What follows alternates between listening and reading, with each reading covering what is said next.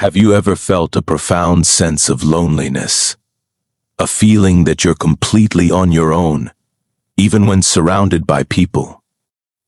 It's a heavy feeling, one that can make you question your path, your worth, and even your faith. You might wonder, God, where are you? Why have you left me here all by myself? It's a cry from the heart that so many of us have uttered in our quietest, most vulnerable moments. But what if I told you that this season of loneliness isn't a punishment? What if it's not a sign that you've been forgotten or abandoned? What if, instead, it's an invitation, a sacred, intentional space created for you by God for a divine purpose? It might sound strange, but sometimes God makes us lonely to prepare us for something greater. He removes the noise, the distractions, and even the people we lean on, so that we can finally lean completely on Him. Let's look at some of the most powerful figures in the Bible. Think about Moses. Before he led millions of people out of bondage, where was he? He was in the desert for 40 years. 40 years as a shepherd, seemingly forgotten, with nothing but sheep and the vast, silent wilderness for company. That loneliness wasn't a detour, it was his training ground. It was in that solitude that God stripped away his old identity as an Egyptian prince and molded him into the humble, patient leader his people needed. It was in the silence of the desert that Moses learned to hear God's voice, culminating in that incredible moment at the burning bush. Or consider David. Before he was a king, he was a shepherd boy, often alone in the fields with his flock. Those long, quiet hours weren't wasted. They were filled with songs, prayers, and a deep personal relationship with God.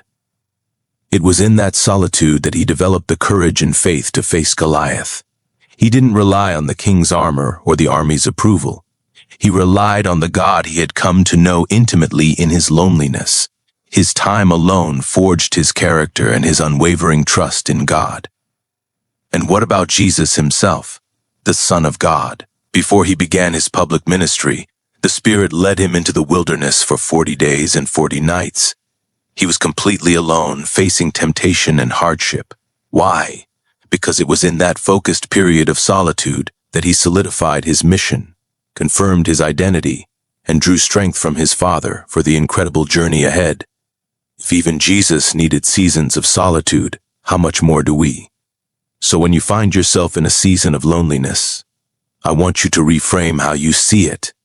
It's easy to fall into despair, to feel like you were being punished or that something is wrong with you. But that's the enemy's lie. The truth is, God is doing a deep work within you. He is clearing the stage of your life. He might be removing fair-weather friends, unhealthy relationships, or dependencies that have been holding you back. He's quieting the external voices so you can finally hear His. This period of isolation is a precious opportunity. It's a time for purification. When we are alone, our hidden flaws, our fears, and our insecurities come to the surface. It's uncomfortable for sure, but it's in facing these things with God by our side that we can experience true healing and transformation. God is using this time to refine you like gold in a fire, burning away the impurities so that your true, God-given identity can shine through. It's also a time for deep connection with Him. When other voices fade away, God's voice becomes clearer. This is your chance to dive into His Word like never before, to spend extended time in prayer without interruption, and to simply be still and know that He is God. He wants to reveal Himself to you in a more intimate way than ever before. He wants to be your best friend, your confidant, your ultimate source of strength and comfort. He wants you to learn that His presence is more than enough to fill any void. I want to share a powerful story with you. There was a woman named Hannah. She was deeply lonely, not because she was physically alone, but because she felt unseen and unheard in her deepest desire for a child. She was surrounded by family, but her heart ached with a unique loneliness that no one else could understand. Year after year, she would go to the temple, her heart heavy. One year, in her deepest anguish, she didn't just pray a polite prayer. She poured out her soul to God, weeping, making a vow. She was so lost in her conversation with God that the priest Eli thought she was drunk. But she wasn't. She was completely and totally focused on God. In that moment of profound spiritual solitude, where it was just her and God, a divine connection was made. God heard her cry, and he remembered her. He blessed her with a son, Samuel, who would become one of the greatest prophets in Israel's history. Her loneliness led her to a point of desperate, honest prayer that changed her life and the course of a nation. Your season of loneliness is not your final destination. It is a sacred passage. God is preparing you. He is building your character, deepening your faith, and teaching you to rely solely on Him. He is getting you ready for the next chapter He has written for your life. Maybe He's preparing you for a new ministry, a new relationship, a new calling.